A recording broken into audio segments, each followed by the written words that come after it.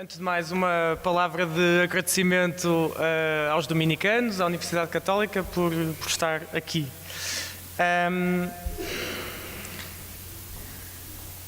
Ver através do convento dos dominicanos, era um bocadinho esta a proposta, aqui uma viagem entre 88 e 2016, a partir do convento e centro cultural dos dominicanos no Alto dos Moinhos, em Lisboa. Um projeto de arquitetura de José Fernando Gonçalves e Paulo Providência.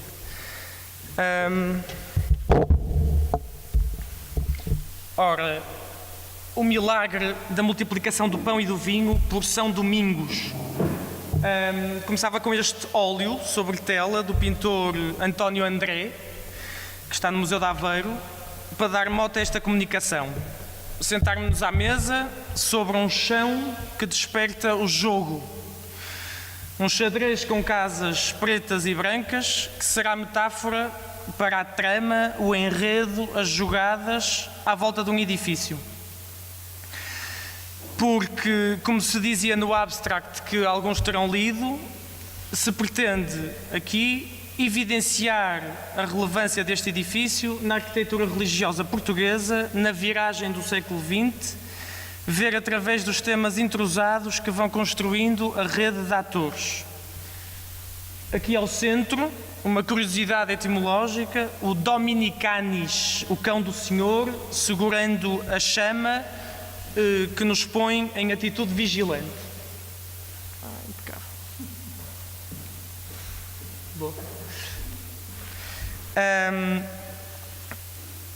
Os atores são, antes de mais, os autores do projeto de arquitetura, José Fernando Gonçalves, Paulo Providência, os seus mestres da Escola do Porto, Távora, Cisa, Alves Costa, as referências internacionais do Sul, os italianos, Rossi e Grassi, e depois, claro, o incontornável Corbusier, e os nórdicos, Asplund e Leverance. Mais tarde, ainda, quando da construção da igreja, o monge arquiteto beneditino Vanderlan, mas que provavelmente não terei tempo de falar. Ainda o xadrez permite-nos passar para as imagens, desenhos e fotografias com as quais tentaremos dar a conhecer o edifício. Agora aqui os intervenientes sem rosto, só para situar um bocadinho. O provincial à data era o Frei Nuno Mateus Cardoso Pérez, também já vimos ali há bocado nos boletins, mas o processo de concurso e o acompanhamento da obra foi liderado pelo Frei Luís de França. Concurso assessorado pela, então, Associação dos Arquitetos Portugueses. Algumas curiosidades do concurso: os 3 premiados e a menção honrosa foram todos atribuídos a equipas da Secção Regional do Norte, aqui puxando a brasa à nossa sardinha. Mas contavam-se nomes reconhecidos entre os inscritos por Lisboa: Carrilho da Graça, José Santa Rita, falávamos há pouco o atual presidente da nossa ordem, ou Raul Lestnes Ferreira. E pelo Porto, nomes como Carlos Guimarães ou Teresa Fonseca. Datas. O concurso público para o projeto decorreu no ano de 89.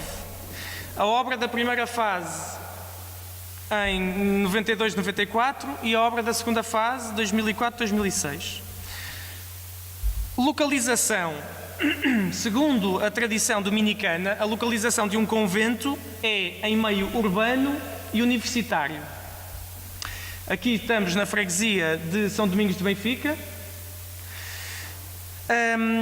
O convento fica agora perto do atual Estádio da Luz, mas sobretudo interessa-nos perto das universidades, como eu dizia, da Católica e da Clássica de Lisboa. O terreno ocupa um gaveto e insere-se num retângulo de aproximadamente 80 por 100 metros. O edifício apresentaria uma área de construção de aproximadamente 6.500 metros quadrados e teria um orçamento de 300 mil escudos.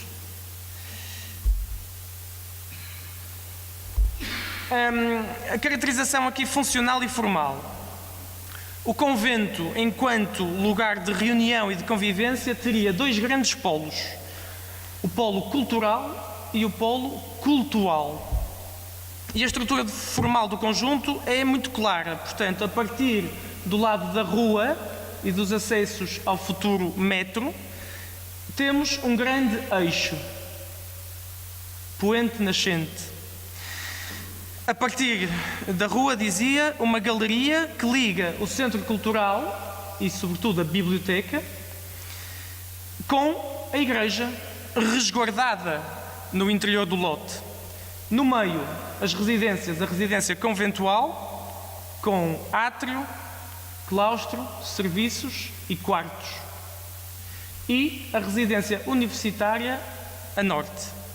A sul, um maciço verde, arbóreo, protegeria o conjunto da grande via rápida que vimos há bocado, que corria mesmo em frente ao convento. Aqui a maquete para tentarmos ver um bocadinho melhor isto que estava em planta. Portanto, a rua aqui, via rápida ali ao fundo protegida por árvores, e tínhamos aqui a estrutura da grande galeria que ligava a rua à igreja, a residência universitária a norte que nunca foi construída, a sul a residência conventual, e dois grandes volumes que se elevavam em altura, o volume da biblioteca e o volume do átrio, entrada, marcando a entrada. Os desenhos do concurso mostravam já esta organização. Vejam a escala miudinha dos quartos atuais, existentes, a escala miudinha dos quartos que nunca se fizeram para os universitários, a biblioteca, o volume cilíndrico, o átrio, o claustro e a igreja. O painel de síntese do concurso. É de facto um painel vencedor, creio. Implantação, perfil urbano, o faseamento que era pedido, fase 1, 2, 3, 4, na fase 1 apenas a parte de residência conventual, na 2 acrescentando a igreja. Em termos de construção ficámos-nos por aqui. O projeto previria o centro cultural e a residência universitária. Mas vejam, sobretudo, a caracterização espacial que se apresentava já no concurso. Na simplicidade e eficácia de uma axonometria explodida e na explicação de um só corte longitudinal perspectivado, que mostra a igreja, o claustro, o átrio, a biblioteca, o auditório. Do ponto de vista construtivo, a estrutura resistente em betão armado, não podia deixar de ser, numa grelha de apoios em pilares, de um modo global no edifício, e em paredes resistentes, no caso dos volumes simbólicos, no caso da igreja, no caso do átrio e no caso da biblioteca. Os paramentos de revestimento são, na generalidade, simples e rebocados, exceto na igreja, em que também pelo interior e exterior há betão em painéis pré-fabricados.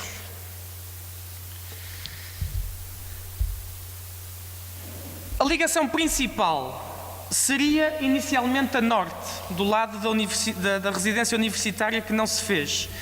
Mas não se verificou o desenvolvimento urbanístico como previsto e por isso se deu a alteração da ligação principal, definitivamente aqui a poente. No ponto, vejam, em que o terreno apresenta maior diferença de cota. E também o programa para a cave em garagem foi aumentado. Julgo que tais alterações tiveram consequências provavelmente inexpectáveis para todos. O impacto dos acessos e a não construção de todas as fases e, sobretudo, a ausência do centro cultural à face da rua desqualificam hoje a fachada sobre a rua, imprimindo um caráter de inacabado ao edifício. A galeria apresenta-se sobranceira como um grande muro, tem cobertura acessível, prolongamento do terraço, permitindo a visão do conjunto, a abertura à cidade e o mergulho no construído que nos devolve ao mundo do convento. O ponto de arranque estrutural para o que seria aqui nesta zona o convento, o centro cultural, aponta uma cruz que relembra os grandes gestos de edificação, como neste esquiço de Corbusier, que parecem sacralizar o território. Situemos-nos em 88 e vejamos aqui o contexto nacional e internacional. Vejamos o universo referencial dos dois jovens arquitetos licenciados e que na vitória deste concurso encontram uma oportunidade incrível de uma primeira obra de grande importância e dimensão. O sexto e último ano da formação, através do estágio profissional, colocava os alunos de arquitetura em contacto com a prática profissional.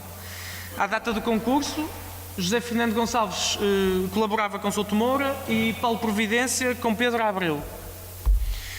Universo referencial. Bom, desde logo, o uso das cores. Previam o rosa na biblioteca e o amarelo no átrio. Tomam, claro, o imaginário das cores da luminosa cidade de Lisboa e também a pedra rosada do Hotel Ritz da Lisboa moderna de Pardal Monteiro. No primeiro ano de arquitetura na Escola do Porto, Távora inaugura os alunos à cultura arquitetónica, situando-nos na revisão do moderno. Távora gostava do exemplo de Asplund, capaz de passar do clássico ao moderno. Aqui vemos o projeto da Biblioteca de Estocolmo, como se altera de 1921 para 28, como de cúpula o edifício passa a cilindro. No quinto ano do curso, Alves Costa, na história da arquitetura portuguesa, faz o contraponto e insere-nos no imaginário do românico, do gótico, do cisterciense. Aqui o Rates e Alcobaça. A Escola do Porto ensina a história como ferramenta operativa ao projeto, à resolução de problemas da função e da forma. E por isso aprendemos com e desde a antiguidade.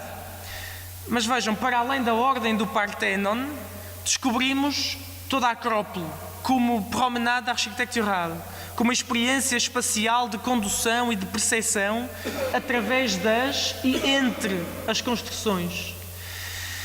Recordo a vertiginosa experiência de subida do Propileu à entrada do número 12 da Rua João de Freitas Branco. No final da década de 80, os estudantes na Escola do Porto começam a poder ouvir falar e a poder falar de Corbusier. O grande mestre da modernidade era reconhecido e, em 1987, o Pompidou monta uma grande exposição retrospectiva comemorativa do centenário do nascimento de Corbusier. José Fernando Gonçalves visita a exposição no final do verão e visita, claro, as obras de Corbusier em Paris e também o Bloco de Marselha. Entre o Pompidou e a Notre-Dame, Paris é sempre fonte de inspiração. Paris comovente. A subida do Pompidou é também íngreme, a nave da Catedral uma elevação. O mesmo efeito, vejam, vertical pretendido para o átrio do convento. Imediatamente após a morte de Corbusier, Rossi escreve em 66, Corbusier morre em 65, Rossi escreve em 66 a Arquitetura da Cidade, pela qual marca a redescoberta da cidade tradicional em contraposição à cidade moderna. E logo em 88, Grassi publica Arquitetura Língua Morta, pela qual nos chega de novo o imaginário do medieval e de como aprendemos e construímos o moderno depurando as formas. Paulo Providência interessava-se mais por esta vertente italiana. O universo gráfico continua a ser esse das formas puras em composições ordenadas. Em Fra Angelico, dominicano e medieval, encontramos, para além da riqueza e do excesso pictóricos, por exemplo, no friso desta coroação, encontramos o apontamento simples das formas depuradas e das altas arcadas de volta redonda. Vejamos em pormenor a curiosidade do sonho de São Domingos, que se dá entre um prisma e um cilindro ao fundo. Mas o ambiente que mais me interessa ressaltar e que encontramos também em Fra Angelico, nesta Anunciação, é o do despojamento completo da arquitetura desta arcada, com a mesma materialidade no pavimento, parede e abóbada ogivada. Avancemos. 89, um prémio, uma viagem. Em 89, José Fernando Gonçalves e Paulo Providência, repito, ganham o primeiro prémio para o concurso público para o Convento e Centro Cultural Dominicano em Lisboa. E com o prémio partem numa viagem que festeja a oportunidade e que confirma a sua paixão pela arquitetura.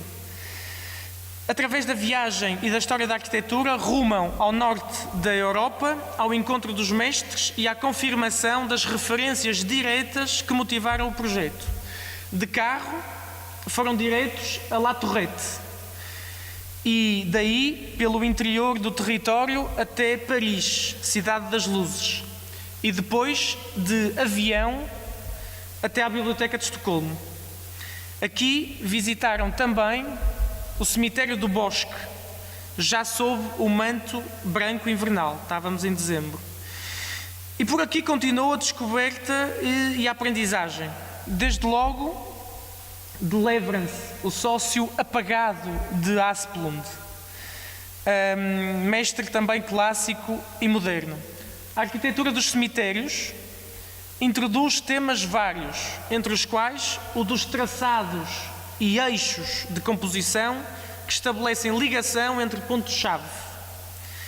Confirma-se aqui a estratégia da sequência de espaços interiorizados que permite estabelecer as referências fundamentais na organização do edifício, entre a comunidade e o sacrário, com o claustro, através da igreja, e com o átrio e o capítulo através do claustro. Em planta, este eixo simbólico a que me refiro, vejam, desde a igreja, do altar da comunidade, do sacrário, através do claustro, por grandes janelas rasgadas, para o átrio, para a sala do capítulo, para o centro cultural. Como que vertendo do cultual para o cultural, da espiritualidade para a palavra. Também no cemitério de Estocolmo descobrem a colina da meditação e o isolamento na paisagem. No convento, o exterior do claustro desdobra-se pela descoberta de um percurso à cota superior.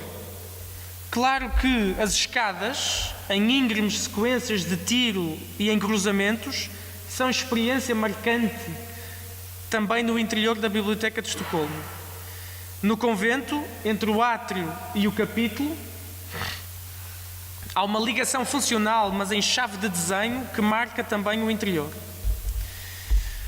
O maravilhoso caminho que Leverance e a sua obra representa entre o clássico e um outro moderno encontra representação figurada neste eixo que liga a colina da meditação, que vimos há pouco, e a capela da ressurreição.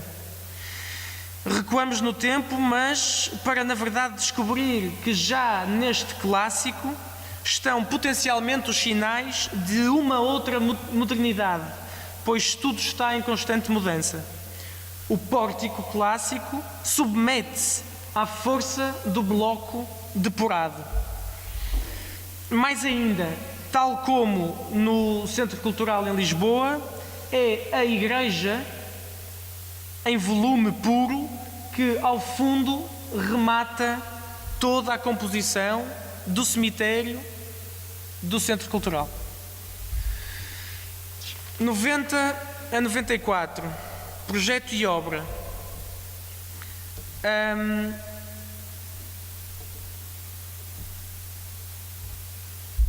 As referências arquitetónicas não poderiam deixar de ser múltiplas. A referência de La Tourette, o convento dominicano que Corbusier construiu no final de 60, seria a referência mais óbvia, pois parece circunscrever-se, pelo ponto de vista do desenho, praticamente à igreja e à modelação dos quartos da residência conventual. Mas a revisão do moderno, que os mestres ensinam, prende-se sobretudo à materialidade.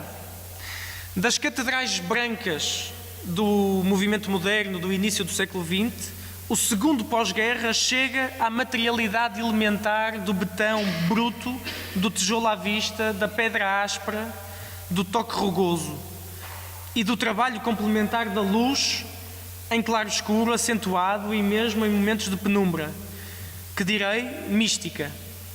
Era esta a aprendizagem que os autores do projeto queriam aportar de La Tourette, e não a forma.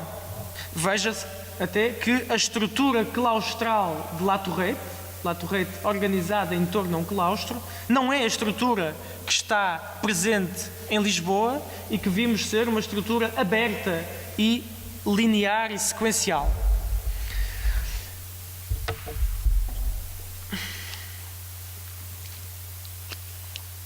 A aproximação do padre dominicano Couturier a Corbusier está revestida de um curioso paradoxo.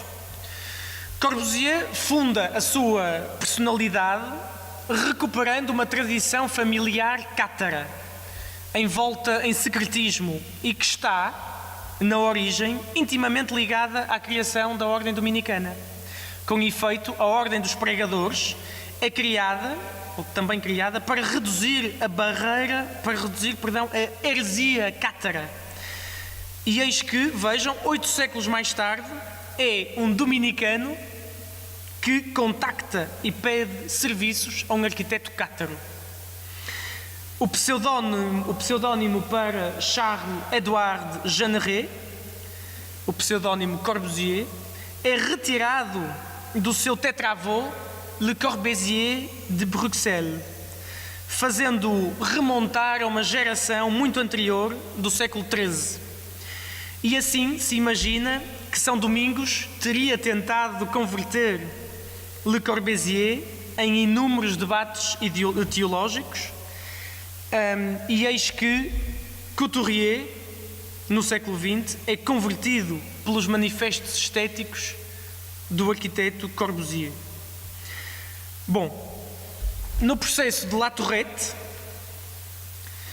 a ligação entre Corbusier e os dominicanos foi de grande proximidade e confiança, resultando na construção de uma obra-prima. No processo do convento dos dominicanos no Alto dos Moinhos, as reuniões de discussão do projeto não tiveram outro interlocutor para além de Frei Luís de França. As reuniões de obra não foram percorridas pela comunidade dominicana como no estaleiro de La Tourette, mas aconteceram apenas com Frei Luís de França e a equipa da fiscalização. Mesmo quando os pontos de vista divergentes entre os arquitetos e o dominicano se extremaram e eles, arquitetos, pediram a reunião alargada à comunidade para que a discussão fosse enriquecida e a decisão fosse de todos, tal abertura não foi possível. Ao contrário, por isso, deste Corbusier envolvido pelos dominicanos, pelos seus dominicanos, o resultado em Benfica é o de uma contemplação mais solitária, menos partilhada, menos conseguida. Ao mesmo tempo que conclui a Igreja dos Dominicanos, José Fernando Gonçalves participa no concurso da nova igreja paroquial da Ribeirinha, nos Açores, conseguindo um segundo prémio, que devolve aos colaboradores, numa viagem a Klippan, no sul da Suécia, à igreja de Leverance, que havia sido novamente referência a um projeto.